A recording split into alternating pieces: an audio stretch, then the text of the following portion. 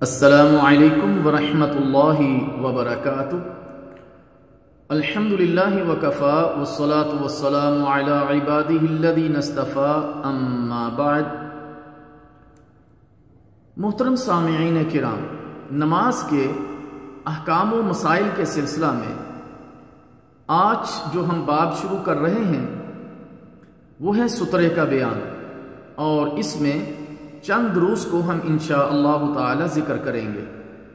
شیطان آدمی کی نماز خراب کرنے کے لیے اس کے دل میں وسوسے ڈالتا ہے اور اس کے خیالات کو ادھر ادھر بھٹکا دیتا ہے۔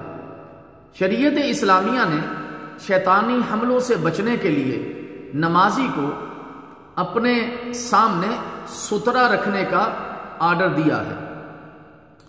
نبی مکرم صلی اللہ علیہ وسلم نے فرمایا، جب تم میں سے کوئی سترے کی طرف نماز پڑھے تو اس کے قریب کھڑا ہو، کہیں شیطان اس کی نماز توڑ نہ دے۔ سنن ابی داؤد۔ لہٰذا اس میں کوتاہی نہیں برتنی چاہیے۔ سترا لاٹھی، برچھی، دیوار، ستون اور درخت سمیت کسی بھی آڑ بننے والی چیز کو بنایا جا سکتا ہے، اور یہ طول میں ہونا چاہیے، عرض میں نہیں۔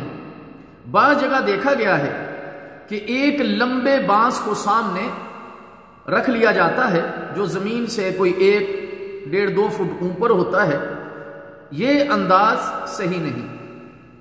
امام ابن حبان رحمہ اللہ تعالی فرماتے ہیں کہ یجب ان یکون بالطول لا بالعرض، سترا طول میں ہونا چاہیے، عرض میں نہیں۔ سترے کی اہمیت۔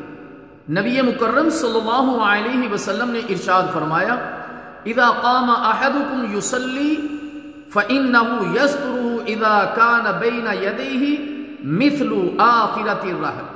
صحیح مسلم۔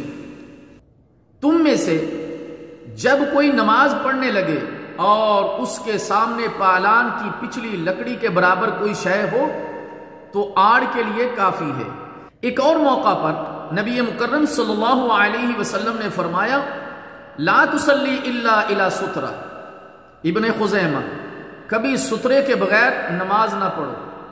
نماز ہمیشہ سترے کے پیچھے ادا کرنی چاہیے کیونکہ اس کی بہت زیادہ اہمیت ہے، اور پیارے نبی صلی اللہ علیہ وسلم اس کا بہت زیادہ اہتمام کیا کرتے تھے۔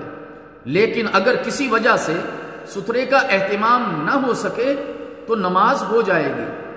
سیدنا ابن عباس رضی اللہ تعالی عنہ بیان کرتے ہیں، ایک دفعہ میں اور بنو ہاشم کا ایک لڑکا گدھے پر سوار ہو کر نبی مکرم صلی اللہ علیہ وسلم کے پاس آئے۔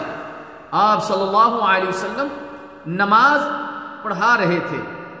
ہم گدھے سے اترے اور اسے چرنے کے لیے چھوڑ دیا، پھر آپ صلی اللہ علیہ وسلم کے ساتھ نماز میں شامل ہو گئے۔